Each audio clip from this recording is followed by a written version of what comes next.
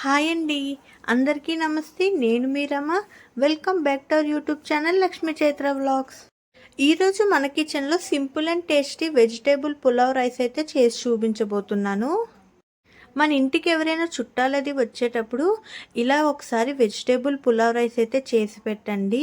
చాలా బాగుంటుంది, సింపుల్గా అయిపోతుంది. అలానే మనకి ఇంట్లో ఏమైనా కర్రీస్ అవి వండబుద్ధి కాలేనప్పుడు ఇలా వెజిటేబుల్ పులావ్ రైస్ చేసుకున్నామంటే సైడ్ డిష్గా ఏం అవసరం లేదండి. ఈ వెజిటేబుల్ పులావ్ రైస్తో రైతా అనేది వేసుకొని తిన్నామంటే చాలు, టేస్ట్ అనేది చాలా బాగుంటుంది. ఇలా నేను చెప్పినట్టుగా ఒకసారి అయితే ట్రై చేయండి. అన్నం అనేది చాలా పొడి పొడిలాడుతూ ఈ పులావ్ రైస్ అయితే తింటుంటే మటుకు మరి కొంచెం తినాలనిపిస్తుంది. కలర్ఫుల్గా చూడనీకి ఎంత బాగుందో కదా. సింపుల్గా అయిపోతుంది, టేస్ట్ కూడా చాలా బాగుంటుంది. మరి ఇంకెందుకు లేటు, వెజిటేబుల్ పులావ్ రైస్ ఎలా చేయాలో ప్రాసెస్లోకి వెళ్ళిపోదాం రండి. ముందుగా ఈ పులావ్ చేయడం కోసం రైస్ని అయితే నానబెట్టుకోవాలి. దీనికోసం ఒక బాస్మతి రైస్ని ఒక 500 గ్రామ్స్ వరకు తీసుకుంటున్నాను. ఇక్కడ నేనైతే పావు కేజీ గ్లాస్తో 2 గ్లాసుల వరకు తీసుకున్నాను. ఇలా తీసుకున్న రైస్ మొత్తాన్ని కూడా శుభ్రంగా ఒక 2-3 సార్లు కడిగి తీసుకోవాలి. నేను ఇక్కడైతే బాస్మతి రైస్ని వాడుతున్నాను. మీరు కావాలంటే నార్మల్ రైస్ అయినా ఈ వెజిటేబుల్ పులావ్ని చేసుకోవచ్చు.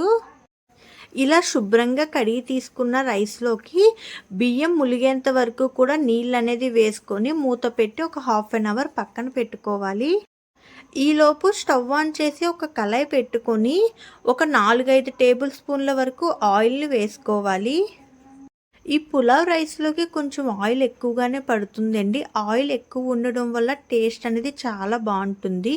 అలానే ఒక 1 టేబుల్ స్పూన్ వరకు నెయ్యి కూడా వేసుకోవాలి.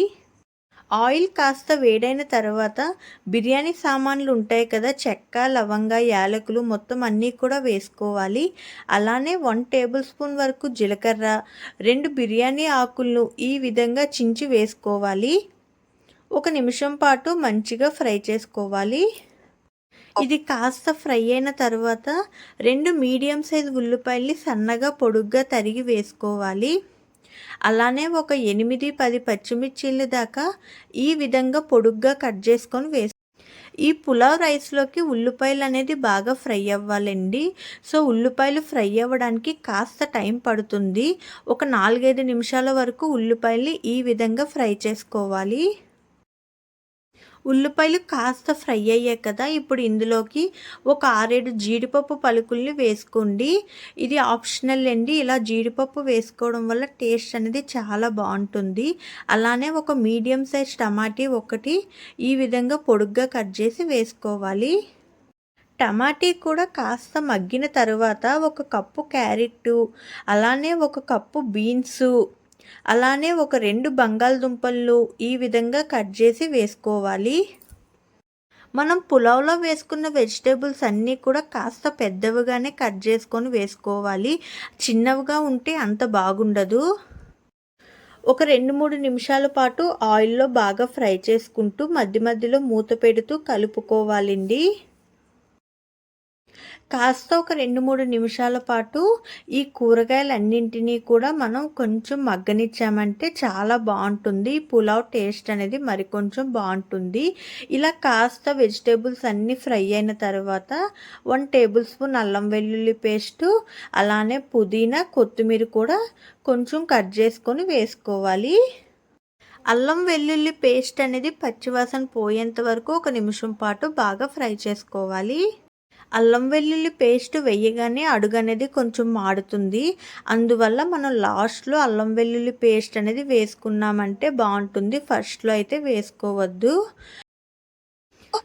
చూస్తున్నారు కదా, అన్నీ కూడా చక్కగా ఫ్రై అయిపోయి ఇప్పుడు దీనిలోకి ఫైనల్గా 1 టేబుల్ స్పూన్ గరం మసాలా పొడి, అలానే ఒక 1 టేబుల్ స్పూన్ వరకు బిర్యానీ మసాలా పౌడర్ ఉంటుంది కదా, అది కొంచెం ఒక 1 టేబుల్ స్పూన్ వరకు వేసుకుంటే టేస్ట్ అనేది, ఫ్లేవర్ అనేది చాలా బాగుంటుంది.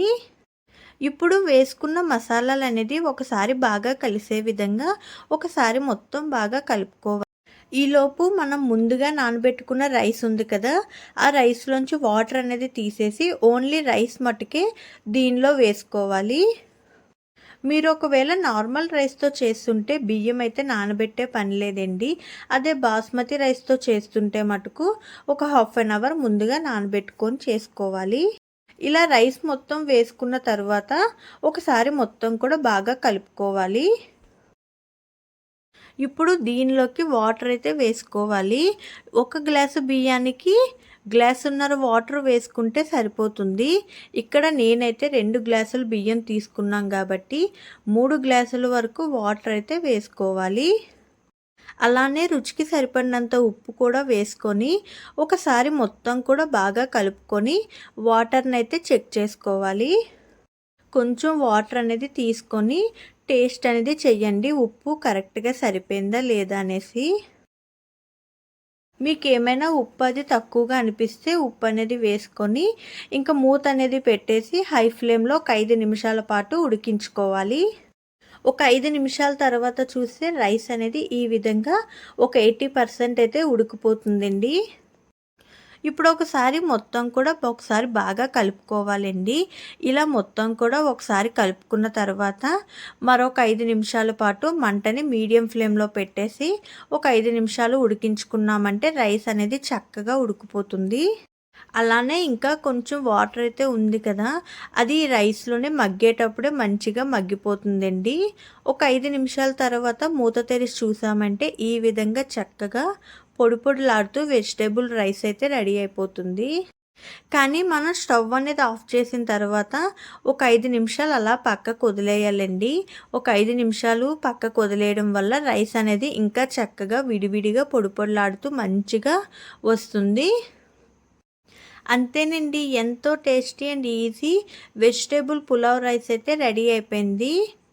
సో ఇంట్లోనే ఈజీగా ఇలా వెజిటేబుల్ పులావ్ రైస్ అయితే ఇంట్లో వాళ్ళకి చేసి పెట్టండి. ఇంట్లో వాళ్ళు చాలా ఇష్టంగా తింటారు. పిల్లలైతే క్యారెట్ ఇవేవి తినమన్నా కొంచెం తినరు కదా, సో అలాంటప్పుడు ఇలా వెజిటేబుల్ పులావ్ రైస్ చేసి పెట్టండి.